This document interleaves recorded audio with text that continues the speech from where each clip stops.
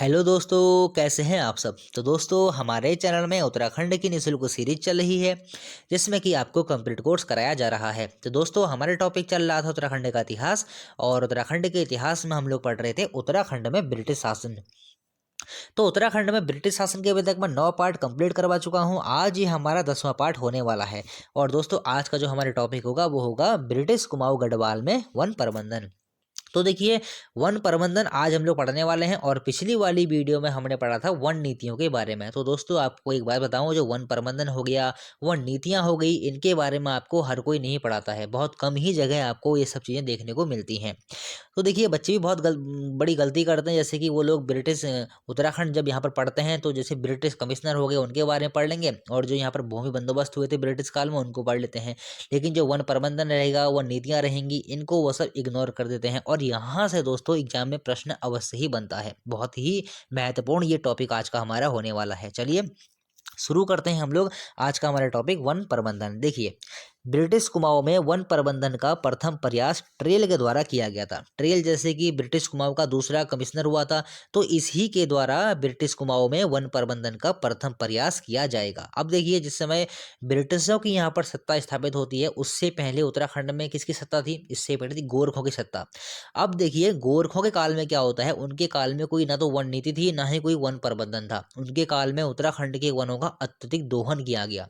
जो गोरखे यहाँ पर किले बनाया करते थे अपने, तो उन किलों को बनाने के लिए अत्यधिक मात्रा में लकड़ी की आवश्यकता होती थी। तो यहाँ पर उन्होंने क्या किया, बिना किसी वन प्रबंधन के यहाँ के वृक्षों को काटना शुरू किया और काफी मात्रा में उत्तराखंड के वनों का दोहन किया। तो उसके देखिए, उसके बाद क्या होता है, 1826 में जब जब यहाँ पर क्या होता है, 1815 में ब्रिटिश सत्ता स्थापित होती है, तो इनको एक महसूस होता है कि कुछ मतलब वन प्रबंधन हमें किया जाना चाहिए, वनों के बचाव के लिए हमें कुछ किया जाना चाहिए। जो यहाँ पर वृक्ष काटे गए हैं पहले, उनको संरक्षण करने के लिए हमें कुछ किया जाना चाहिए। तो देखिए, उसी दिशा में जो पहला कदम उठाते हैं ट्रेल, 1826 में पहली बार साल के वृक्षों की कटाई पर प्रतिबंध लगाते हैं। अगर दोस्तों एग्जाम में ऐसा क्वेश्चन बनता है कि ब्रिटिश कुमाऊं में, या फिर कह सकते हैं जिस समय उत्तराखंड में अंग्रेजों का शासन चल रहा था, उस समय किस कमिश्नर ने यहाँ पर वृक्षों की कटाई पर प्रतिबंध लगाया था, तो आपका उत्तर क्या हो जाएगा? ट्रेल के द्वारा।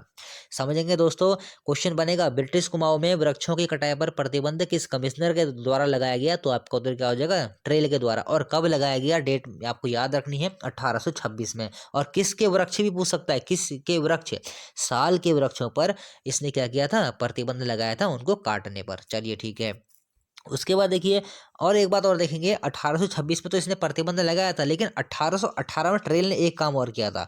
1818 में ट्रेल ने एक प्रयास और किया था, जो कि पुरानी वन व्यवस्था चली आ रही थी ना, उस वन व्यवस्था को भी इसने खत्म करने का प्रयास किया था 1818 में। और देखिए, जिस समय यहाँ पर गोरखे थे, उन गोरखों ने क्या किया था? काठ बांस और एक और था कत्था। काठ बांस और कत्था, मात्र इन्हीं दो चीजों पर गोरखों ने अपने समय में यहाँ पर क्या किया था, इन्हीं दो चीजों में कर लगाया था। बाकी सारी चीजें मुक्त थी, मतलब कि जंगल पर जो सबका समान अधिकार था, सिर्फ काठ बांस और कत्था को छोड़ के इन दो चीजों पर गोरखों ने अपने समय में कर लगाया था, इन्हीं दो चीजों पर। लेकिन हम लोग आज पढ़ेंगे ब्रिटिश काल। हम लोग ये देखेंगे कि किस प्रकार से ब्रिटिश काल में यहाँ पर जो अंग्रेज होते हैं, उन्होंने किस प्रकार से उत्तराखंड के जो वन होते हैं उन पर किस तरीके से अपना नियंत्रण स्थापित कर लिया था। चलिए ठीक है। फिर देखिए, 1853 में भारत में रेल का आगमन हुआ, जिसके कारण वनों का दोहन बड़े स्तर पर हुआ, जिसका प्रभाव उत्तराखंड के वनों पर भी पड़ा। अब देखिए, रेलों के आने से वनों पर कैसे प्रभाव पड़ता है, इसको हम लोग जानते हैं। देखिए, समझेंगे अच्छे से। मतलब रेल के आने से वनों पर किस तरीके से प्रभाव पड़ेगा। देखिए, जिस समय 1853 में था, मुंबई में ट्रेन चलाई गई थी पहली बार, तो देखिए उस समय जब जब उसमें रेल ट्रैक बिछाते हैं ना, रेल ट्रैक, देखिए मैं आपको बना के दिखाता हूँ। देखिए, ये हो गया रेल की ट्रैक, मैं आपको बना के दिखा रहा हूँ। देखिए, ये कुछ इस प्रकार के रेल ट्रैक होते हैं। तो इस रेल ट्रैक को बनाने के लिए जो स्लीपर बिछाए जाते हैं ना, ये उस समय लकड़ी के हुआ करते थे। अभी वर्तमान में हम लोग देखते तो हमको कंक्रीट के देखने को मिलते हैं, लेकिन आप लोग अगर कहीं पुरानी पटरी देखेंगे, जहाँ से 10-15 साल पुरानी पटरी अगर आप कहीं देखेंगे, तो वहां पर आपको ये लकड़ी के देखने को मिलेंगे। तो जो लकड़ी के स्लीपर होते थे, इस लकड़ी के स्लीपरों को बनाने के लिए अत्यधिक पेड़ों की आवश्यकता होती थी। अब देखिए, अगर स्लीपर बन रहे हैं तो स्लीपर लकड़ी के बनेंगे, और उन लकड़ी के लिए क्या करना पड़ेगा? पेड़ों को काटना पड़ेगा। अब देखिए, ये स्लीपर भी हर प्रकार की लकड़ी के नहीं बनाए जाएंगे। जो मजबूत लकड़ियां होंगी, जैसे कि देवदार के वृक्ष होंगे, उस प्रकार के जो वृक्ष होंगे, उन्हीं वृक्षों की लकड़ियों से ये स्लीपर बनाए जाएंगे। अब देखिए जो देवदार के जो वृक्ष होते हैं वो पर्वतीय क्षेत्रों की ओर अधिकतर होते हैं। तो देखिए उस समय क्या हुआ, जब रेल के स्लीपर बनाने के लिए लकड़ी की आवश्यकता हो गई, तो जो पर्वतीय वन थे उन पर्वतीय वनों का काफ़ी मात्रा में दोहन हुआ। तो उसी प्रकार से उत्तराखंड के वनों का भी दोहन शुरू हो गया था यहाँ पर। तो देखिए अब वनों का दोहन एक बड़े स्तर पर शुरू हो गया है, ये नहीं कि छोटे स्तर पर, बड़े स्तर पर यहाँ पर क्या होगा, वनों का दोहन शुरू हो गया है। अब देखिए इसका कुछ ना कुछ परिणाम तो भुगतना ही पड़ेगा ना, कुछ ऐसा तो हो नहीं सकता अगर आज एक वन काटा दूसरे ही दिन वो पूरा मतलब दोबारा से उग गया, ऐसे तो होता नहीं है। एक सालों की प्रक्रिया चलती है, उसके बाद ही एक पौधा जो होता है वो पेड़ बन पाता है। तो चलिए उसके बाद जो अंग्रेज होंगे उन्होंने क्या किया उसके बारे में हम लोग जानते हैं। फिर देखिए वनों के अत्यधिक दोहन के कारण ब्रिटिश सरकार को वनों के उचित प्रबंधन की आवश्यकता महसूस होने लगी। जैसे कि मैंने आपको बताया ना, बहुत सारे वन काट दिए पहले, तो बाद में उनको क्या लगा कि जो ये अत्यधिक हमने वन काट दिए हैं, वनों का दोहन हो गया है, तो इनका प्रबंधन करना आवश्यक है। अगर ऐसा नहीं करते हैं तो कुछ ना कुछ दुष्परिणाम भुगतने पड़ेंगे। तो देखिए उसी दिशा में पहला कदम उठाया जाता है अंग्रेजों के द्वारा, और 1864 में ब्रिटिश सरकार ने जर्मन विशेषज्ञों की सहायता से भारत में प्रथम वन विभाग को जन्म दिया। अब देखिए इनको ऐसा महसूस हुआ कि एक उचित प्रबंधन किया जाए, लेकिन उस समय भारत में कोई ऐसा व्यक्ति नहीं था जो कि इस प्रबंधन को कर सके। इसीलिए इन्होंने क्या किया, जर्मन विशेषज्ञों की सहायता ली, और 1864 में ब्रिटिश सरकार ने जर्मन विशेषज्ञों को बुलावा दिया, और वो लोग यहाँ पर आते हैं, और इस प्रकार से 1864 में, हम लोग भारत की बात कर रहे हैं, और इस प्रकार 1864 में भारत में प्रथम वन विभाग को जन्म दिया गया। तो इस प्रकार से भारत में जो प्रथम वन विभाग स्थापित होता है ब्रिटिश काल में, वो कब होता है, 1864 ईस्वी में। अब देखिए वन विभाग तो स्थापित हो गया। अब देखिए इसके महानिरीक्षक कौन बनाए गए, तो देखिए इसके प्रथम महानिरीक्षक बनाए गए डिट्रिस बैंडिस, इसके प्रथम वन महानिरीक्षक बनाए गए। यहाँ पर आपको वन जोड़ देना है, वन आपको यहाँ पर जोड़ देना है। तो देखिए जो प्रथम वन विभाग 1864 में यहाँ पर बनाया गया, उसके प्रथम वन महानिरीक्षक कौन बनाए गए, वो बनाए गए डिट्रिस बैंडिस। यहाँ पर प्रथम वन महानिरीक्षक बनाए जाते हैं। चलिए ठीक है। अब देखिए एक बात और देखेंगे, यहाँ पर जो डिट्रिस बैंडिस होंगे ना, इनकी जांच व सलाह पर भारत में 1865 में प्रथम वन अधिनियम पारित किया गया। देखिए 1864 में क्या हो रहा है, यहाँ पर वन विभाग को जन्म दिया गया था, लेकिन 1865 में प्रथम वन अधिनियम यहाँ पर बनाया गया है। ध्यान रखेंगे 1865 में भारत में प्रथम वन अधिनियम पारित किया गया। क्यों किया गया, वनों के उचित प्रबंधन के लिए। चलिए ठीक है।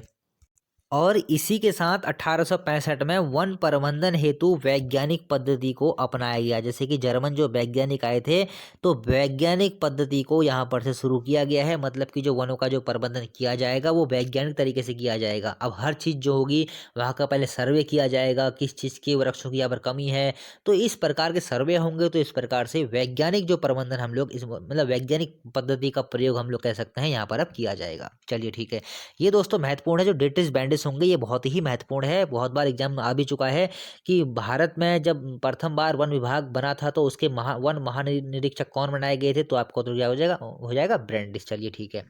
उसके बाद देखिए छोटी छोटी चीजें हैं दोस्तों, इनको भी आपको याद रखना है। चलिए ठीक है। फिर देखिए कुमाऊं में जो प्रथम वन विभाग बना था वो कब बना था, कुमाऊं की हम लोग बात कर रहे हैं।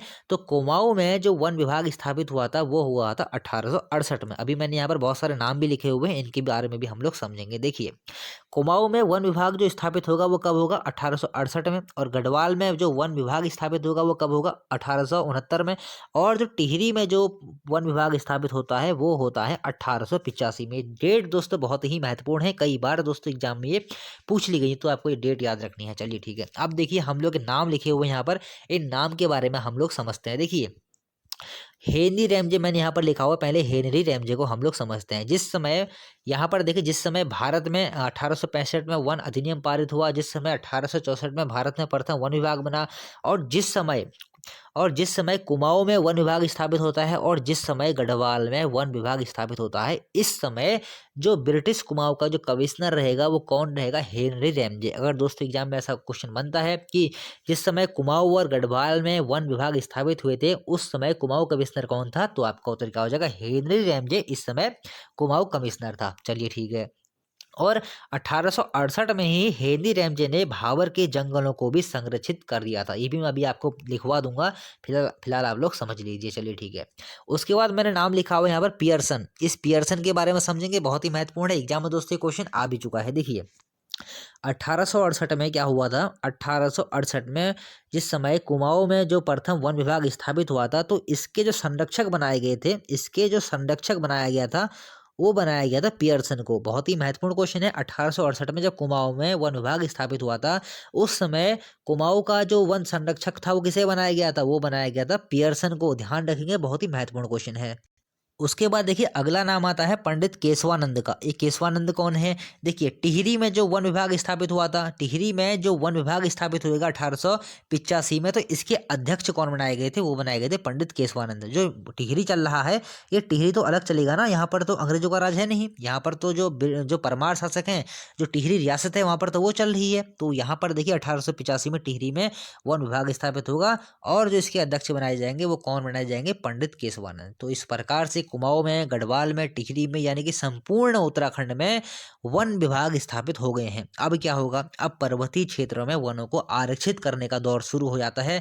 और देखिए जो ये दौर शुरू हो रहा है, ये जो आगे जाके जो वन आंदोलन होते हैं ना, तो उन आंदोलनों की नींव जो यहीं से पड़नी शुरू हो गई है। चलिए ठीक है, बढ़ते हैं आगे।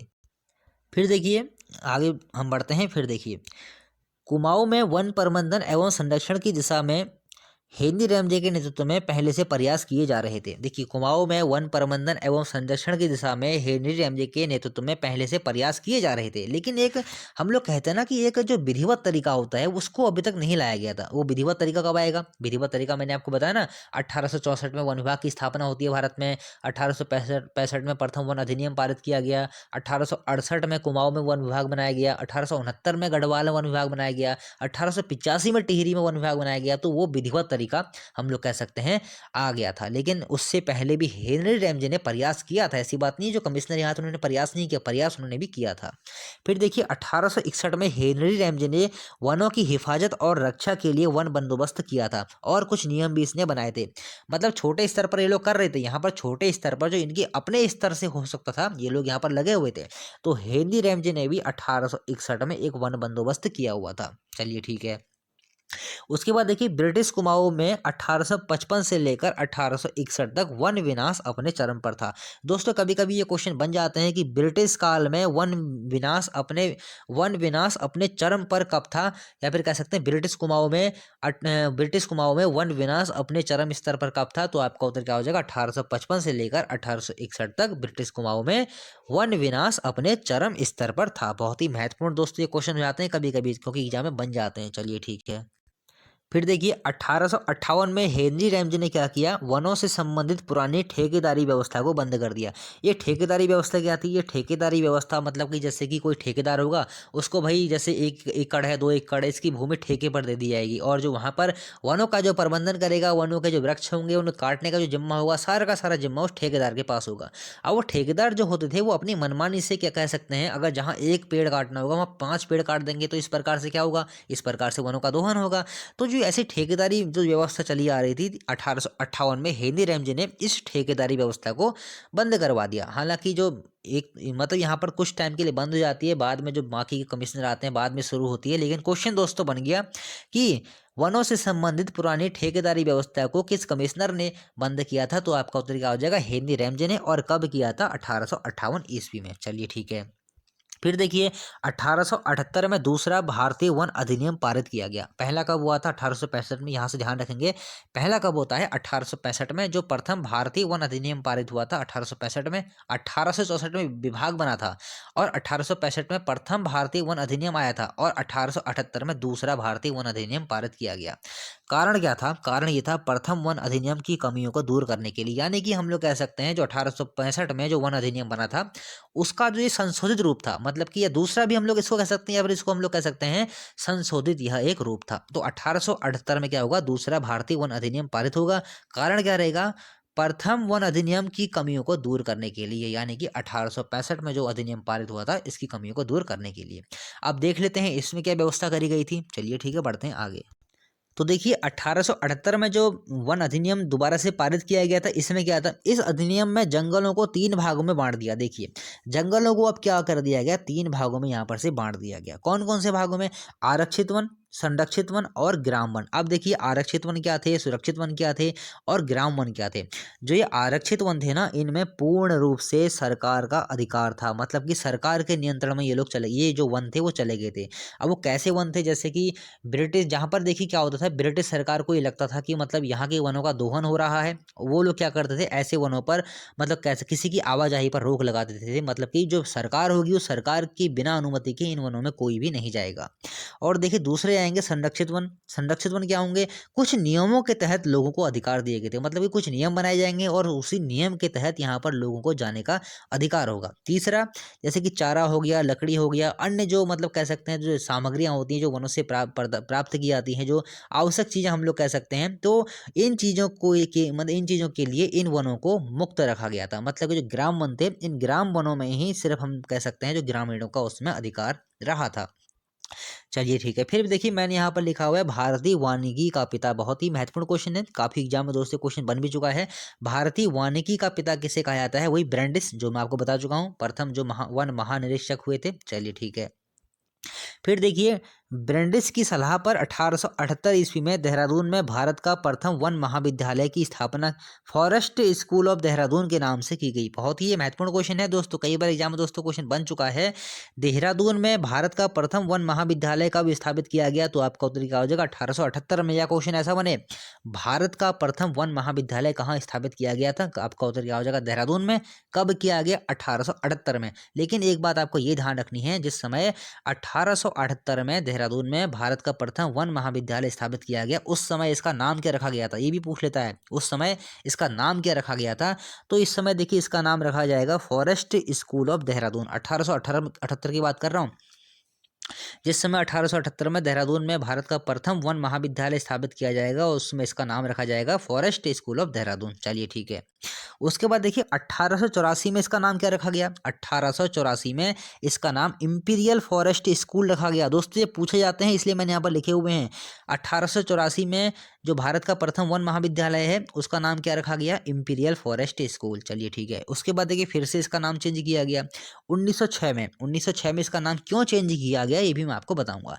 1906 में इसका नाम रखा गया इंपीरियल फॉरेस्ट रिसर्च इंस्टीट्यूट। अब देखिए यहाँ पर आ रहा है रिसर्च इंस्टीट्यूट, यानी कि इसको अनुसंधान के कार्यों से जोड़ा गया। यहाँ पर रिसर्च नाम आ रहा है तो यहाँ पर रिसर्च भी यहाँ पर की जाएंगी, तो इस प्रकार से इसका नाम ही बदल दिया गया, जो कि इंपीरियल, देखिए यहाँ पर था इंपीरियल फॉरेस्ट स्कूल, यहाँ पर देखिए कोई रिसर्च का नाम नहीं है, यहाँ पर देखिए रिसर्च नाम आ रहा है, तो इस प्रकार से इंपीरियल फॉरेस्ट रिसर्च इंस्टीट्यूट, यानी कि इसको अनुसंधान कार्य से जोड़ा गया। ये भी एक क्वेश्चन हो गया दोस्तों कि जो देहरादून में भारत का प्रथम वन महाविद्यालय स्थापित हुआ था उसको अनुसंधान के अनुसंधान के कार्यों से कब जोड़ा गया, तो आपका उत्तर क्या हो जाएगा 1906 में। चलिए ठीक है, बढ़ते हैं आगे।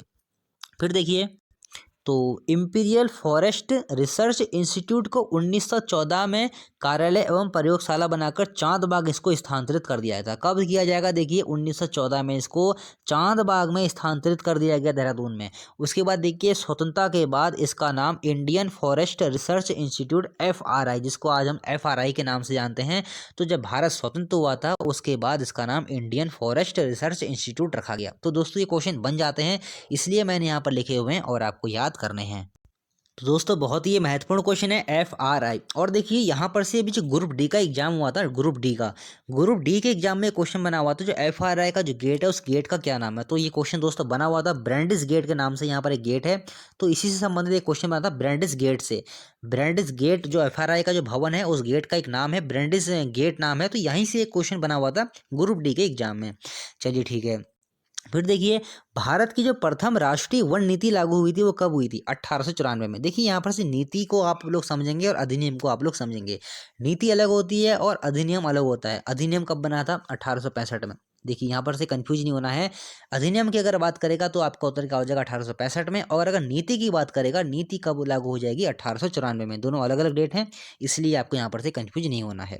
उसके बाद देखिए 1890 में परीक्षण के तौर पर उत्तराखंड में चीड़ के वृक्षों से लीसा टिपान का कार्य शुरू किया गया। देखिए अब क्या हो रहा है, देखिए पहले अंग्रेजों को क्या लगता था ना, उनको ये लगता था जैसे कि अगर चीड़ के वृक्षों से अगर लीसा निकाला जाएगा तो उसका प्रभाव वृक्ष पर पड़ेगा। लेकिन क्या होता है, ये लोग मतलब काफ़ी प्रयोग करते हैं और जो इनका प्रयोग चलता है 15-20 साल तक चलता है, और उसके बाद ये लोग ये इस निष्कर्ष पर निकलते हैं कि जो चीड़ के वृक्षों से जो लीसा निकाला जा रहा है इसका कोई भी प्रभाव वृक्ष पर नहीं पड़ता है।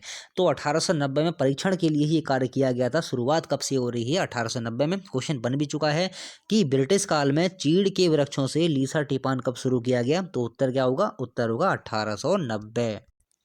फिर देखिए 1893 में क्या होगा? 1893 की सरकारी अधिसूचना के द्वारा उत्तराखंड की समस्त बेनाम भूमि को संरक्षित वन घोषित कर दिया। मैंने आपको बताया ना, वन नीतियां यहाँ पर बनने लग गई हैं और वनों को यहाँ पर आरक्षित करने का दौर शुरू हो गया है। और जो यही दौर जो अभी चल रहा है ना, यही आगे की वन आंदोलन की आधारशिला बनेगा। तो देखिए 1893 में क्या होगा? जो समस्त बेनाम भूमि होगी उसे संरक्षित कर दिया गया। और देखिए 1894 में भी कुछ कार्य हुआ था। 1894 में इन्होंने क्या किया कि सरकार ने 2 अधिसूचना निकाली। इसमें से एक अधिसूचना क्या थी?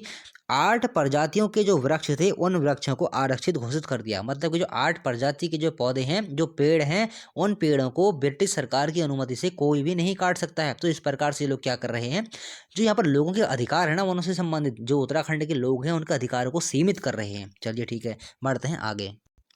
उसके बाद देखिए अंग्रेजों ने एक शासनादेश निकाला 19 अक्टूबर 1900 को। अब ये क्या था? देखिए अंग्रेजों ने एक शासनादेश 19 अक्टूबर 1900 ईस्वी को निकाला। महत्वपूर्ण है दोस्तों, इसको समझेंगे।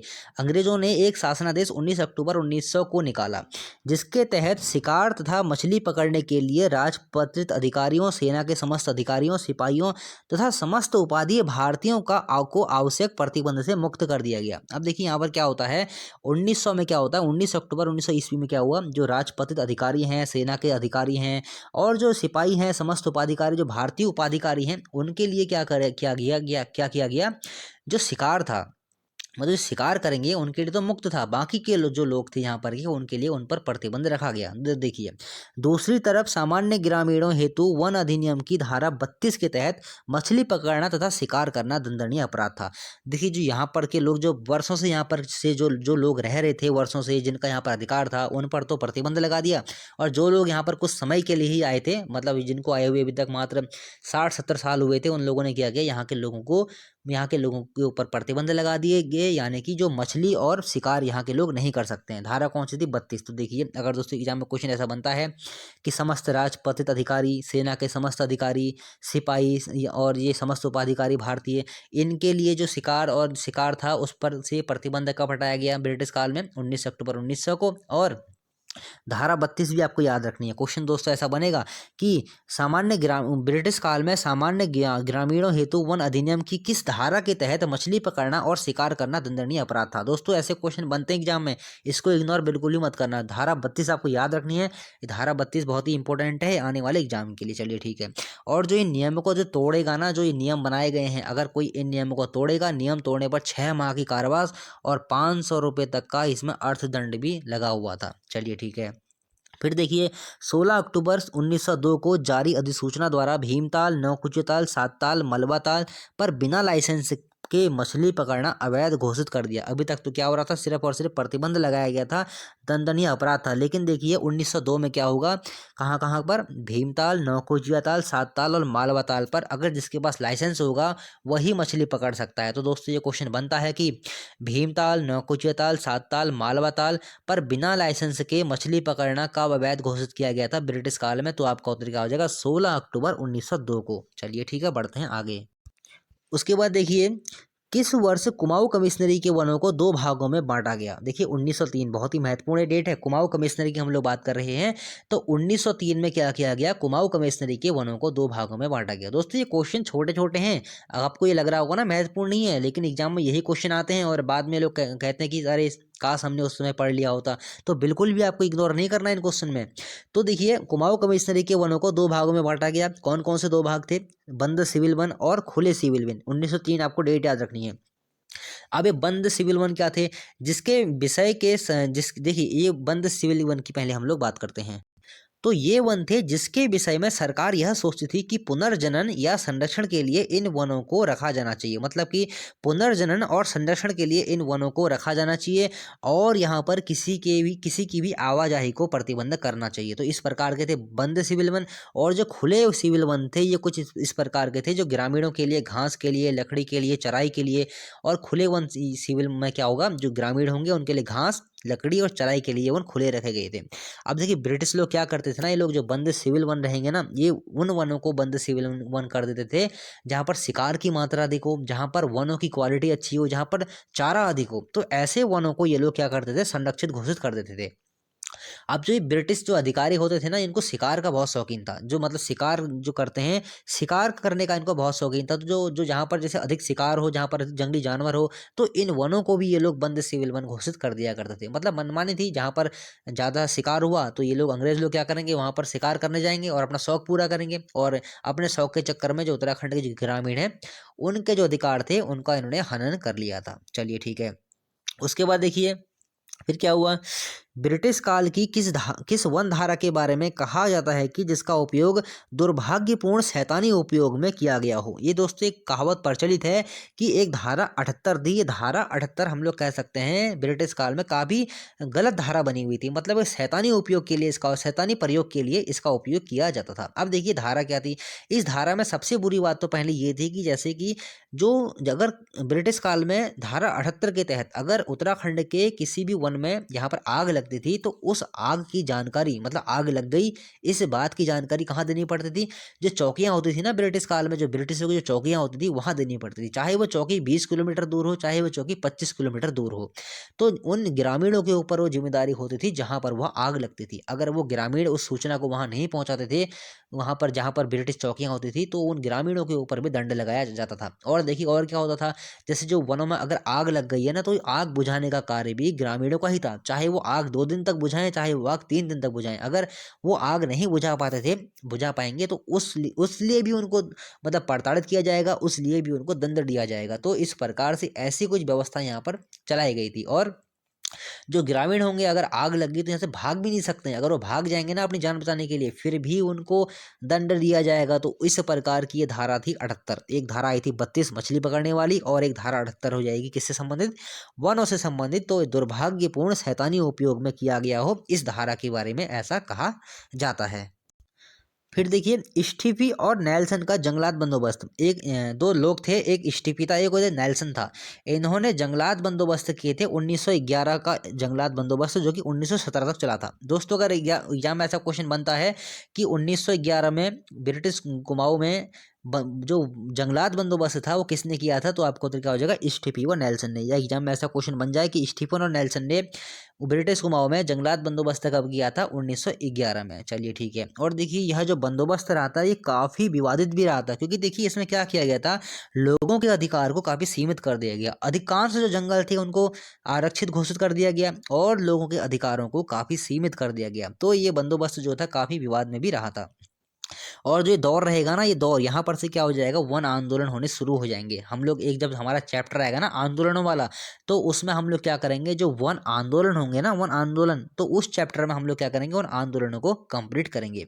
चलिए ठीक है। उसके बाद देखिए क्या होता है, जैसे कि मैंने आपको बताया ना, जैसे कि ये विवादित रहा था और यहाँ के लोगों में काफ़ी गुस्सा भी आ गया था। मतलब कि जो अधिकांश जो वन है उनको तो आरक्षित घोषित कर दिया गया है, लोगों के अधिकारों को सीमित कर दिया गया है। फिर देखिए फिर क्या होता है, फॉरेस्ट ग्रीवेंस कमेटी का गठन होता है। यहाँ पर देखिए जिस समय एक कमिश्नर होते हैं यहाँ पर पी बेंटम, तो पी बेंटम के समय पे क्या होता है, फॉरेस्ट ग्रीवेंस कमेटी का गठन किया जाता है 13 अप्रैल 1921 को। बहुत ही महत्वपूर्ण डेट है दोस्तों, एग्जाम में क्वेश्चन आता है फॉरेस्ट ग्रीवेंस कमेटी का गठन कब किया गया, तो आपका उत्तर क्या हो जाएगा, 13 अप्रैल 1921 में। और इस समय देखिए क्वेश्चन को समझेंगे, नोट करेंगे, जिस समय फॉरेस्ट ग्रीवेंस कमेटी का गठन किया गया था उस समय कुमाऊं कमिश्नर कौन थे, तो आपका उत्तर क्या हो जाएगा, पी बेंटम। मैंने यहाँ पर लिखा हुआ है पी बेंटम।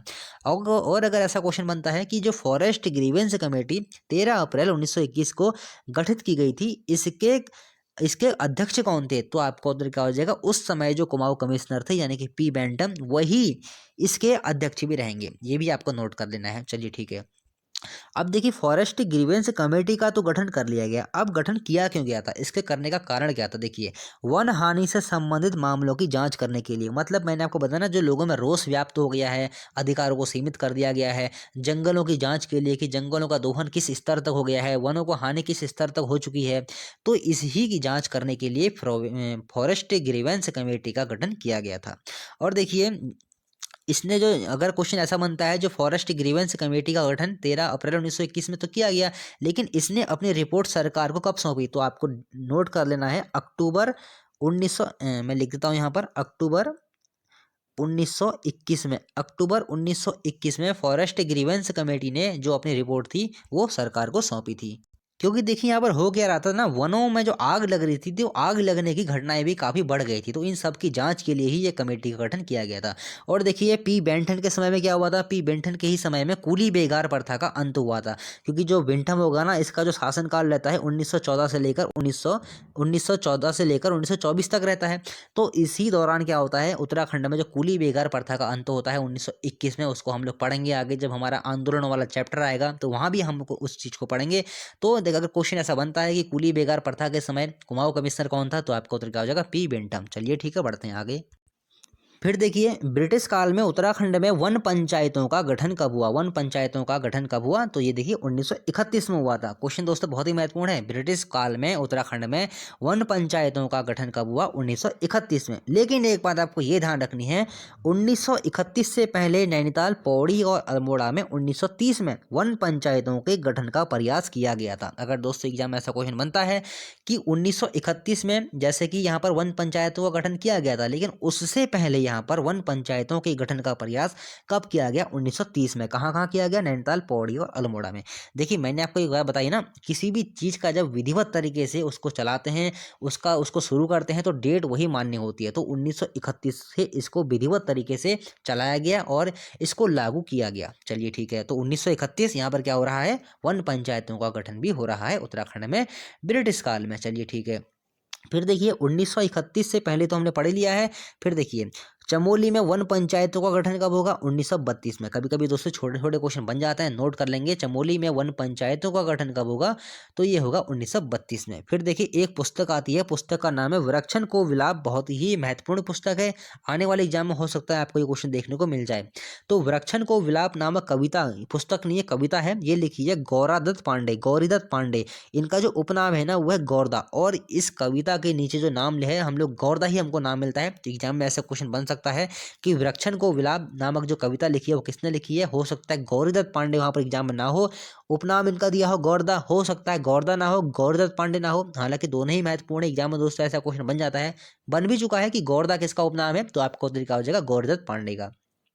तो जब वृक्षण को विलाप नामक जो कविता लिखी है वो किसने लिखी है, गौरीदत्त पांडे ने। उपनाम इनका क्या हो जाएगा, गौरदा ने। कब लिखी है, 1930-31 के बीच में ही, जिस समय यहाँ पर वन आंदोलन चल रहे थे। चलिए ठीक है, फिर देखिए वनों से संबंधित एक रिपोर्ट थी, इसको आप लोग को ध्यान से समझना है। वनों से संबंधित एक रिपोर्ट थी, इस रिपोर्ट के बारे में हम लोग बात नहीं करेंगे, रिपोर्ट तो छोड़िए, हमको ये बात करनी है कि रिपोर्ट जारी कब हुई थी। देखिए वनों से संबंधित एक report, an investigation into the villagers rights in the reserve forester of Kumaon, एक रिपोर्ट प्रकाशित हुई थी, ये हुई थी 1939 में। ऐसे ही आपको रट लेनी है, कोई और बात इसमें याद नहीं करनी है। एक रिपोर्ट जारी होती है, कौन सी रिपोर्ट रहेगी, an investigation into the villagers rights in the reserve forester of Kumaon, 1939 में ये जारी होगी, या भी प्रकाशित होगी। चलिए ठीक है, बढ़ते हैं आगे। फिर देखिए 1916 में गठित वन संबंधी मुद्दों को उठाने का प्रयास कुमाऊं परिषद के द्वारा भी किया गया। देखिए 1916 में क्या होता है, यहाँ पर कुमाऊं परिषद का गठन होता है, और उस परिषद के द्वारा हम लोग ये भी कह सकते हैं कि जो एक परिषद यहाँ पर बना था, इस परिषद के द्वारा सर्वप्रथम जो वन संबंधी जो मुद्दे थे उन मुद्दों को उठाया गया, किसके द्वारा, कुमाऊं परिषद के द्वारा। चलिए ठीक है, उसके बाद देखिए रानीखेत के वनों को संरक्षित कब किया गया। ये दोस्तों बहुत ही महत्वपूर्ण क्वेश्चन है, छोटे छोटे क्वेश्चन है, एग्जाम में कई बार बन जाते हैं। तो रानीखेत के वनों को जो संरक्षित किया जाएगा वो किया जाएगा 1873 में, और नैनीताल के जो वनों को संरक्षित किया जाएगा वो किया जाएगा 1879 में। चलिए ठीक है, उसके बाद देखिए हेनरी रैमजे जंगलात ऑफिसर कब से कब तक रहे थे, ये भी दोस्तों इंपॉर्टेंट क्वेश्चन है। तो हेनरी रैमजे जंगलात ऑफिसर रहे थे 1858 से लेकर 1868 तक। अब देखिए इन्होंने अपने समय में क्या कार्य किया, हेनरी रैमजे ने 1868 में रैमजे ने भावर के वनों को संरक्षित कर दिया गया। बहुत ही महत्वपूर्ण क्वेश्चन है दोस्तों। कि ब्रिटिश काल में भावर के वनों को संरक्षित किस कमिश्नर ने किया था? तो आपका उत्तर क्या हो जाएगा? हेनरी रैमजे ने। कब किया था? 1868 में। चलिए ठीक है। उसके बाद देखिए यहाँ पर से दोस्तों 2 क्वेश्चन हमारे छूटे हुए हैं थोड़े पिछले चैप्टर के, मैंने उनको यहाँ पर नोट करवा दिया है। होता क्या है दोस्तों, कभी कभी 1-2 क्वेश्चन छूट जाते हैं, तो जो आने वाली वीडियोस होती हैं तो उनमें मैं आपको ऐड करवा देता हूँ। इसलिए कहता हूँ हर वीडियो जब देखते हो पूरी देखा कीजिए, क्योंकि मैं क्या होता है बीच बीच में काफ़ी सारी चीज़ें लिखवाता भी रहता हूँ, तो पूरी वीडियो देखा कीजिए, आपका ही फायदा है। तो देखिए, किस कुमाऊं कमिश्नर की मृत्यु पद पर रहते हुए हुई थी? बहुत ही महत्वपूर्ण क्वेश्चन है दोस्तों, एग्जाम में क्वेश्चन बनेगा। किस कुमाऊं कमिश्नर की मृत्यु अपने पद पर रहते हुए ही हुई थी? मतलब जब ये पद पर था ना लूसी गंटन, मैं आपको पढ़ा चुका हूँ लूसी गंटन के बारे में, लेकिन मैंने आपको ये पॉइंट वहां पर नहीं बताया गया था कि जो लूसी गंटन की जो मृत्यु होती है इसके पद पर रहते हुए हुई थी। तो क्वेश्चन अगर एग्जाम में ऐसा बनता है कि इस कुमाऊं कमिश्नर की मृत्यु पद पर रहते हुए हुई थी, तो आपका उत्तर क्या हो जाएगा? लूसी गंटन। कब हुई थी? 1848 में। ये तो आपको मैं सब पढ़ा ही चुका हूँ कमिश्नरों वाली वीडियो में। और दोस्तों देखिए, जो हमारे वन आंदोलन आएंगे ना, तो वन आंदोलन की जो हमारी सीरीज बनेगी आंदोलन वाली, उसमें मैं आपको ये जो वन आंदोलन होते हैं ब्रिटिश काल में, उसमें मैं आपको ये सब पढ़ाऊंगा। तो देखिए, एक फिर आता है एक ट्रेल से संबंधित एक क्वेश्चन हमारा छूटा हुआ है। देखिए, 8 आना टिकट व्यवस्था किस कमिश्नर ने शुरू की थी? 8 आना टिकट व्यवस्था किस कमिश्नर ने शुरू की थी? तो ये की थी ट्रेल ने। देखिए, कुछ विवादों में ये आ गया था, तो विवादों से बचने के लिए ही इसने 8 आना टिकट व्यवस्था शुरू की थी। तो ये 2 क्वेश्चन पिछली वीडियो से छूटे हुए थे, मैंने आपको नोट करा दिए हैं। तो दोस्तों आज की जो वीडियो थी हमारी यहीं पर कंप्लीट होती है। अगली वीडियो में हम लोग पढ़ेंगे उद्यान विकास के बारे में। ब्रिटिश काल में जैसे कि यहाँ पर उद्यान विकास से काफ़ी दोस्तों एग्जाम में क्वेश्चन बनते हैं। यहाँ पर आलू की खेती हो, यहाँ पर चाय की खेती हो, यहाँ पर बेलेडोना की खेती हो, उनसे संबंधित जो अधिकारी रहे थे उनके बारे में हम लोग पढ़ेंगे। और फिर एक वीडियो आपकी आएगी उनके प्रशासन के बारे में, और उसके बाद देखेंगे हमारा जो ब्रिटिश काल है वो समाप्त हो जाएगा। और फिर हम लोग बढ़ेंगे उत्तराखंड में, जो उत्तराखंड के हम लोग कह सकते हैं जो आंदोलन हुए थे उनकी ओर। दोस्तों आज के लिए इतना ही, मिलते हैं अगली वीडियो में। और हमारा अभी करंट अफेयर की सीरीज भी आपकी 1-2 दिन में ही आ जाएगी। और राजेंद्र बलोच जी की जो पार्ट है, जो अगला पार्ट है 21वां पार्ट हम लोग पढ़ेंगे। दोस्तों क्या होता है, पढ़ाते पढ़ाते थोड़ा गला सूख जाता है, तो मेरा गला बहुत ज़्यादा सूख गया है और अभी बोलने में हो रही है बहुत दिक्कत। तो चलिए ठीक है, आज के लिए इतना ही, मिलते हैं अगली वीडियो में। अगर वीडियो पसंद आए तो लाइक कीजिए और चैनल को सब्सक्राइब कीजिए। और जो अगर आपको मैटर पसंद आता है, अगर लगता है आपको किसी को शेयर करना चाहिए, तो उसको शेयर भी कर दिया कीजिए। तो चलिए मिलते हैं अगली वीडियो में।